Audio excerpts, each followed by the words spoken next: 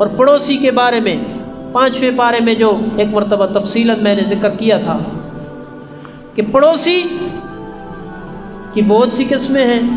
एक पड़ोसी आपका वो है जो आपका रिश्तेदार भी है और पड़ोसी भी है।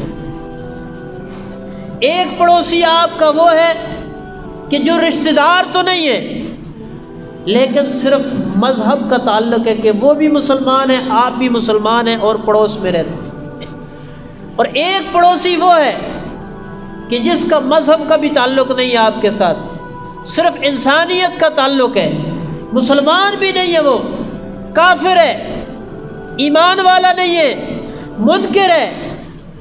फरमाया जिस किस्म का भी पड़ोसी हो, जिस तरह का भी पड़ोसी हो, चाहे रिश्तेदार है या रिश्तेदार नहीं है, मुसलमान है या मुसलमान नहीं है, फरमाया जो भी तुम्हारा पड़ोसी है उस पड़ोसी का ख्याल रखना तुम्हारे ऊपर ज़रूरी है कि तुम्हारी वजह से तुम्हारा पड़ोसी तंग ना हो, तुम्हारी वजह से उसे कोई तकलीफ़ ना पहुँचे। और खुसूसन वो पड़ोसी वल जारे ज़िल कुर्बा, कि वो पड़ोसी कि जो तुम्हारा रिश्तेदार भी है और तुम्हारा पड़ोसी भी है, इसको सबसे पहले ज़िक्र फरमाया और कहा कि इसका ज़्यादा ख्याल रखने की ज़रूरत है।